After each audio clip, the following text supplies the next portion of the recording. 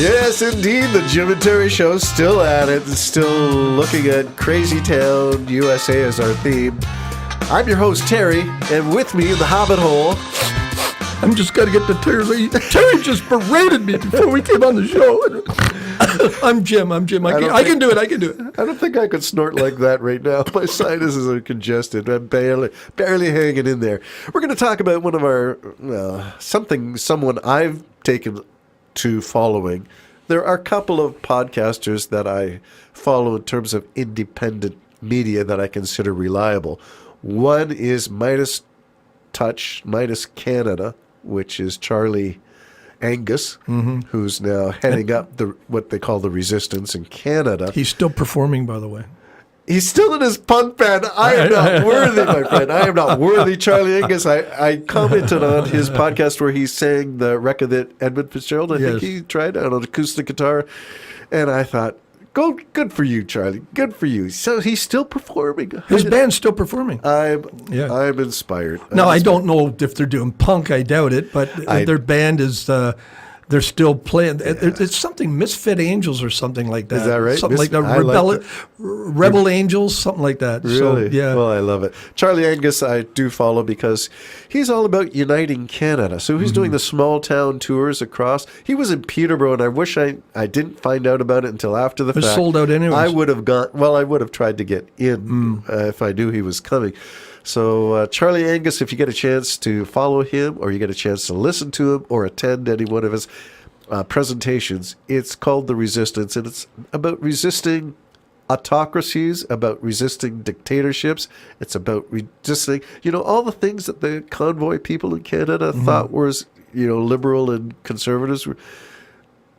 That's the stuff that we are resisting, and it's not from the Liberals and the NDP or the Green Party. It's the Conservative Party of Canada. Maybe that'll be another podcast. This one is going to be about Canada. So we're looking at, Charlie Angus as leading things here in Canada. But he's part of the Midas Touch network, which is well. The American poking fun at Trump at every occasion and pointing out, not just poking fun, but pointing out how ludicrous. They're flying at Spaceballs' ludicrous speed, or plaid, or something like that, whatever speed the United States is flying right now.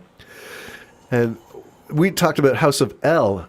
House of L is a podcast that gives a lot of detail about trade in Canada and the world and the United States, and talking about as the United States diminishes, Canada is rising in world and she's influence. Not from Canada.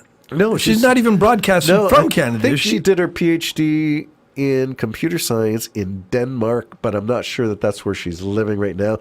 She's got a book out. I'm thinking of getting it, but it's a PDF version of it. But I am Awake. Yeah. So it's how to think clearly and separate fact and fiction in a world that's full of She loves Canada. She loves what we're doing. Yes. She loves it. She loves Carney. And so we have to start to say, for all those people who are anti-globalist, anti-elites, and anti-World Economic Forum, and anti-institution of everything, we need to see that the opposite of that is this anarchistic libertarianism called Trumpism. And if you haven't got the picture yet, Trumpism is the opposite. It's when one person makes and breaks all the rules and nobody can take them to court. And above the law. They're above the law, except maybe point a pin in this one at this point. There were a number of victories against Trump. His court case against James Comey and against Letitia James in New York, both tossed out. Well, they should be. Of course they should be. But for the sane of us, that's the response. We say, of course. But for the people that are listening, I'm going to go back to Marjorie Taylor Greene, because Marjorie Taylor Greene stepped out, I think in bravery, to support the release of the Epstein files. Supporting the victims. The victims. Support the release of it. And she was right there with the victims. But because she did that, Trump said she's now Marjorie Taylor Trader Brown. Yes. And she knows there's no sense in fighting. So she's resigned. Once Trump has got a name called for you, you're done. Because his endorsements are still great. Yep. Like 97%. He endorses you, you're going to make it. Yeah. But a lot of that, what I'm saying, is intimidation, because she's had death threats. Now the shoe's on the other foot.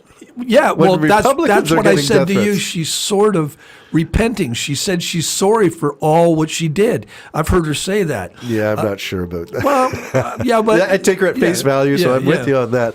But I mean, she broke from Trump, and a lot of them aren't. Like, Mike Johnson, he's not breaking from Trump. No, he's going down with the He's ship. going down with the ship, and he will go down with the ship because everybody's going to. Yeah, everything 'Cause Trump touches none of them are dies. going to be around forever. No. And history will, if I said it, and I hope I'm right about this. If America is going to erase their history, the rest of the world won't. There'll be books written about this stage in we America. sort of dabbled on, skirted around the periphery of this idea, but the damage that Trump has done is irreversible for the short term, and how many decades, I don't know. But it's not going to be a quick fix. Like Biden came back and said, listen, America's back after 4 years of Trump. This time, No. you've fooled us once. Shame on us. Actually, it's you fooled never- us twice. Okay, that's it. We're not going to be fooled I'll again. go even further. It's never coming back, and I'll tell you why. Let's take the Gripen. The F-35. Yep, sure. Let's take the F-35. Even if Trump should now resign and go to Epstein's Island and buy it and stay there, even if he did that, you really need to give your head a shake if you're going to buy that plane, because he's already let out of the bag that America's version of that plane is better than yours. And with that version of the plane, all maintenance and everything has to go back to the States. Yes. All upgrades have to go to the States. So now you've got Switzerland coming along and saying, we got the Gripen. It's a fabulous plane. And guess what? It should be Here's Sweden. what they've said to Canada. Yeah. We'll not only build it in Canada, but you got control over modifying it, making it better, Software. making it better, development and everything, and selling it.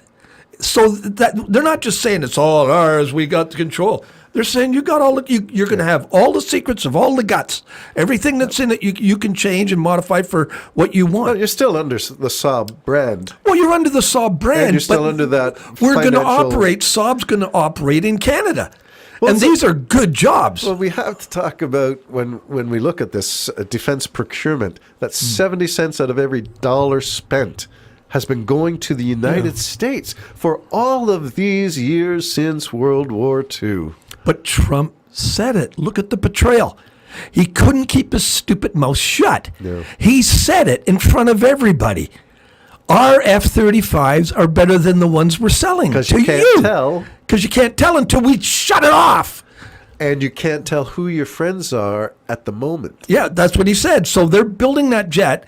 No matter who they sell it to, they're not trusting. No. They're the ones that said it. He said it, which also includes his military because he got rid of all the experts. He got rid of all the people that know what they're doing and put idiots in charge. So now what you've got, he's announced that. So is anybody that's looking at that or any other military solution has to say to themselves, are they given this with an opportunity, a way to shut it off or shut supplies off or just refuse to fix it or refuse to upgrade it?